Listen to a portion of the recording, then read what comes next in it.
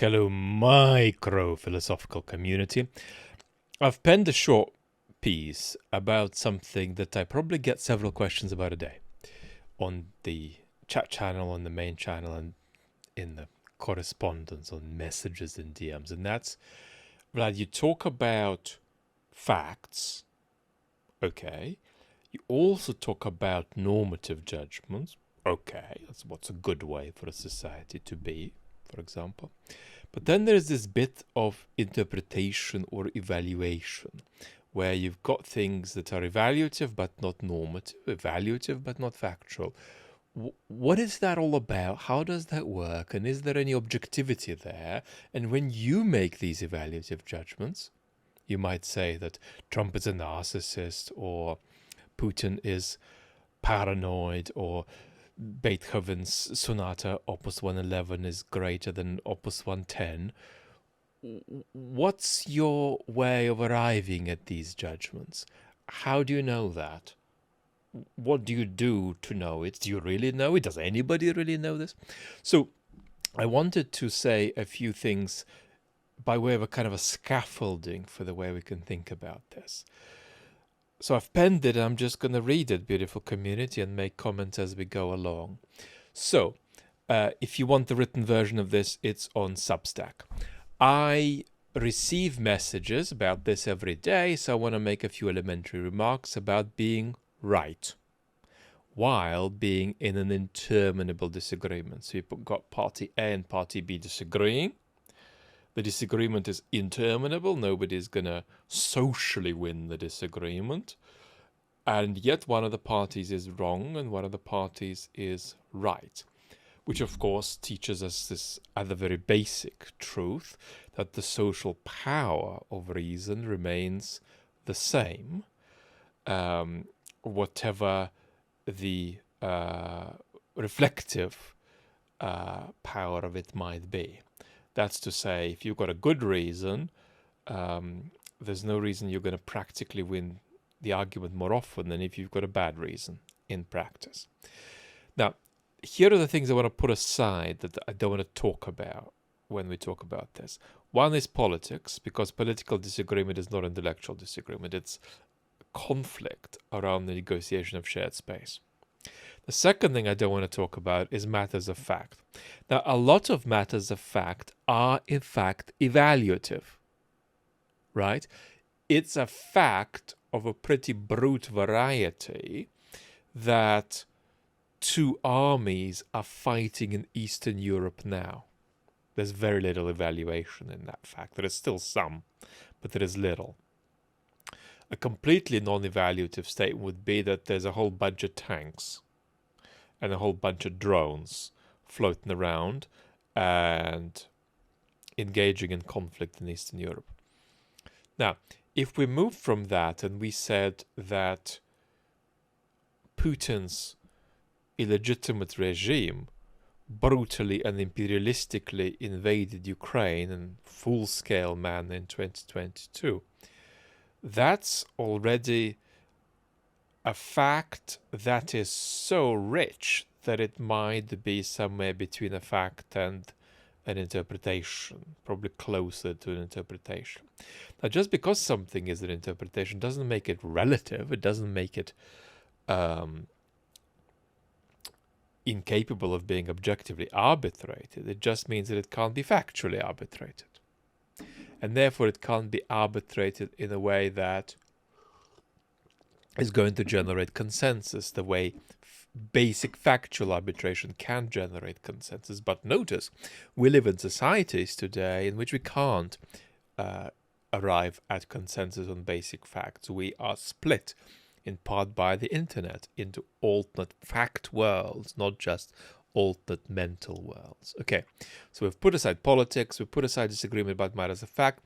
The third thing I want to put aside is disagreement in the natural sciences. And I actually think that there is more evaluative and interpretive space in that disagreement than most people innocent of the way that kind of disagreement works think, but it's something we're putting aside today. The fourth space I'm putting aside is sort of trite or trivial subjective judgment and disagreement about that. So you like vanilla ice cream, I like dark chocolate ice cream. That's about it. And then the fifth thing I'm going to put aside is normative disagreement. Disagreement that is clearly about what's going to make the world go better. So, do we need more equality or more liberty, or more of a certain kind of equality or more of a certain other kind of equality, or more of a certain kind of liberty or more of a certain other kind of liberty? Do we need more mercy? Do we need more justice? We're not talking about that. And so this is not a very exhaustive list of what I don't want to talk about, but it's enough of a kind of brushstroke that clarifies what we're putting aside. And if you're going to categorize the things that we're putting aside, we're putting aside the normative and we're putting aside the factual.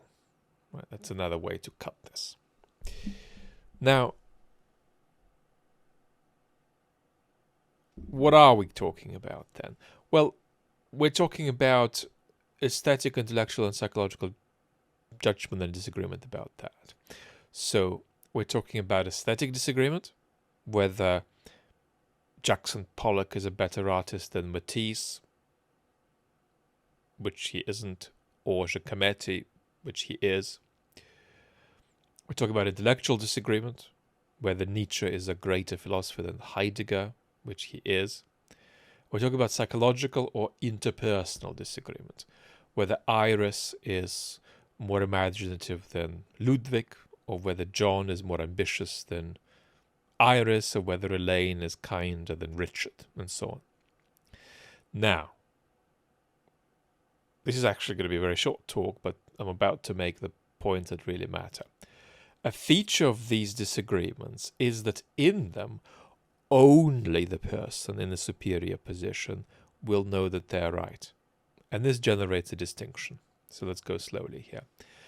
Knowing that you are in the superior position is different to thinking that you are in the superior position. And knowing that you are in the superior position is different to thinking that you are in the superior position and happening to be right. Because happening to be right is still happening to be right, rather than knowing that you're right. When you know, you know. And when you think you know, without knowing, you don't know, even if you're right. Because in that case, what you won't be is, in the relevant sense, non-accidentally right. Now, of course, this leaves out marginal but extremely socially prevalent predicaments. For instance, knowing that you know, but failing to occupy your stance stably. For example, because you're bad at capturing your cognitive and psychological states. So an example could be professional wine critics who say judgment about wine is subjective, but then they build their lives and their careers around going around and making these judgments. And another might be a person living with trauma who can clearly see properties X, Y, Z in another person, but questions their own sanity in doing so. For example, a woman in a disbalanced relationship where she's a bit dominated by her husband. She sort of sees all the obvious problems with her husband, but she also questions her sanity while seeing these things. And this is actually quite common among emotionally intelligent women. So for each woman with high emotional intelligence for reading other humans, there are probably 2 or 3 who have the same emotional intelligence but are not empowered to use it because they're in some kind of epistemically deprioritized predicament. And so what follows is that emotional intelligence is rare, but it's more commonly present than it is displayed. Now, an important principle here is that knowing that you know requires understanding the position of people who think they know but actually don't. The point of your superiority is that you know your position and the position of the other party, whereas the other party only knows their own. You got two, they've got one. I understand what I see, and I understand what you see. You only understand what you see. Or you understand what you see and what I see. I only understand what I see. I don't understand what you see. You've got two, I've got one. Now, one reason why this scrambles people's brains, even though it really shouldn't, is that we live in a scientistic culture. A scientistic culture is a culture in which we apply the wonderful methods of the natural sciences to domains where they have no place, like, I don't know, sociology or aesthetic judgment. When I say things like, I often say on the channels, Trump is a narcissist, or Putin is shy, or Putin is paranoid, I get a lot of questions. Vlad, can you share your methodology? Vlad, what is the research method you use to acquire such knowledge? I just got a question specifically using that term. What is your research method? A couple of days ago. And so this assumes that there is a method which you can share and which any reasonable observer can use. But this ain't true. All you can really do with people who can't see what you see is bridge the gap in two ways. The first way you can bridge the gap is if they just trust you. And that's actually a lot of how epistemic trust works. So imagine that the musician Alfred Brendel tells his philosophical friend Isaiah Berlin that the Edwin Fischer Wilhelm Furtwängler reading of Beethoven's Fifth Concerto Middle Movement is too slow. And so Alfred tells this to Isaiah. How does Isaiah know that Alfred is right? And if we reverse this, what if Isaiah tells Alfred, you know, the ancient Greeks didn't have a concept of human rights. How does Alfred know that Isaiah is right when he says this? Now, one way through, of course, is that if each assumes that the other wouldn't say important things about their field unless they knew they were right. That's a very powerful thought, because you are assessing the character and psychological and intellectual qualities of somebody to do with the way they form the opinion, rather than in relation to the particular opinion they've formed.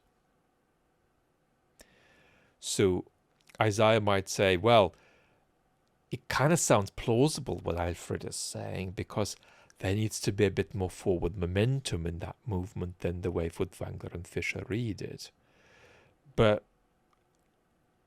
I am not sure. However, I think Alfred is a musical genius, and he wouldn't tell me this unless it were true.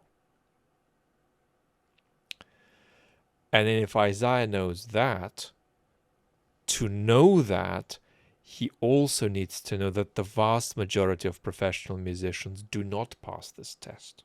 Just like Alfred needs to know that the vast majority of professional philosophers do not pass the test, whereby they wouldn't say anything really important unless they knew it were true. There is perhaps a second way with Isaiah and Alfred in particular, because Alfred knew a lot about philosophy and Isaiah knew a lot about music. And so the second way through for them could be, if both already half grasp the point that the other one is making, but the other one making the point to them just gets them over the line and allows them to grasp it the way they couldn't before, even though they were halfway there. There is then a third alternative, and that's a question that you know that I'm very passionate about, which is the question of developing one's talent across time. So it's an equation between talent and time. So if one has the talent, one can develop it over time until one can form a certain judgment one couldn't form before. But you can't just concoct that talent out of thin air. Either you've got it or you don't. But if you do, you can develop it across time so that you move from a situation where, let's say, if you're Isaiah, you can't judge for sure whether Furtwängler and Fischer took the middle movement too slowly.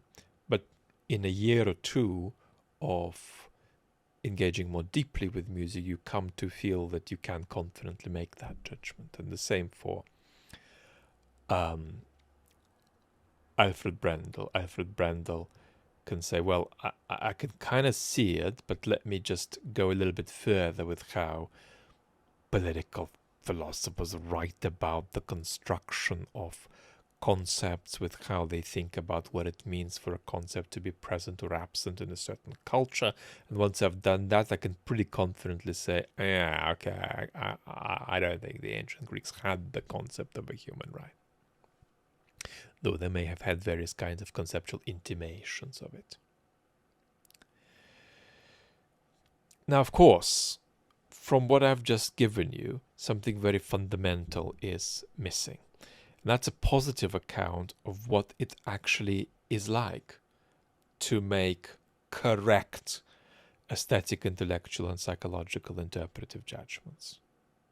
This is 90% of the conversation, and this is the harder task that I'm going to completely skip for now, because it would need some special preparation, and it would be much more indirect conversation to try to illustrate this than the rather basic but at least conceptually clear conversation we've had. But I'm going to give two pieces of advice.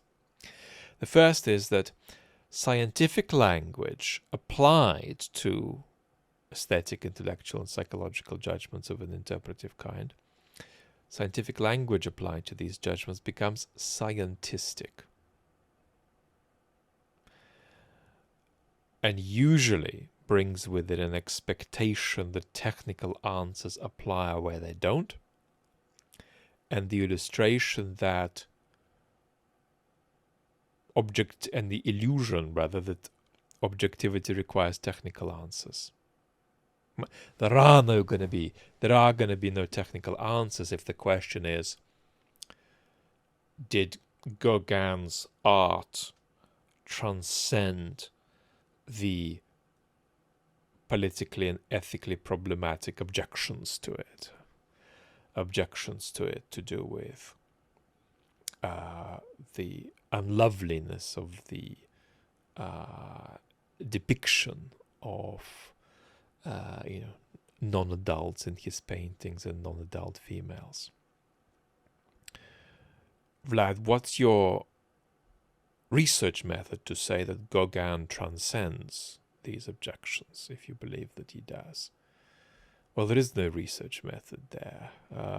The answer would begin with having a talent and a great deal of experience with the visual arts, and beginning to engage with the question by standing for 30 minutes in front of a painting until it stabilizes your gaze, and then beginning to react to the painting, and then doing that with 50 other Gauguin paintings, and then making a judgment. Now, the second thing I would say is, for goodness sake, practice discrimination. Obviously, discrimination is a bad word politically, but it's completely benign in other dimensions of life. It's benign, perfectly benign in sport, for example. We love discriminating, right? Is Neymar a better footballer than Wayne Rooney? We love doing that. And it's benign. When we say that Neymar is better than Rooney or Rooney is better than Neymar, neither Rooney nor Neymar, no football fans, nor anybody suffers for that. So discrimination here is of the essence. It's of the essence of interpretive experience. And interpretive experience is an essential part of a flourishing life. So in psychological judgment, ask yourself, for example, which of the pro-Ukrainian commentators I follow are more or less trustworthy? Let's say you follow 20 loosely, right? Create a scale from 0 to 10. 0 is, let's say, somebody who is in the real sort of charlatan grifter mode, even though they're grifting and charlataning for a good cause. And 10 is somebody who is just ethically beautiful and remarkable, right? Is somebody a 7? Is somebody a 4? Why 4? Why not 7? Why 7? Why not 4? In aesthetic experience, ask yourself, which of the works of art I'm familiar with is the most amazing one? If you don't do paintings, you might do music. If you don't do music, you might do something aesthetic. If you do no arts, think about nature, right? You might think about which natural landscape you might encounter out of 5 is the most remarkable. In intellectual experience, ask yourself who thinks well about the subject that you happen to be most interested in. And in doing this, focus on the subject of judgment and on your own judgment. I'll start again. When you do this, focus on the object of judgment and on your own judgment as an object. As an object to be judged and compared to past and hopefully inferior incarnations of it if you've improved over time. So this was a slight bit of scaffolding around this. Vlad, how do you know that Trump's a narcissist? Vlad, how do you know that Putin is paranoid? Vlad, how do you know that Shakespeare is great?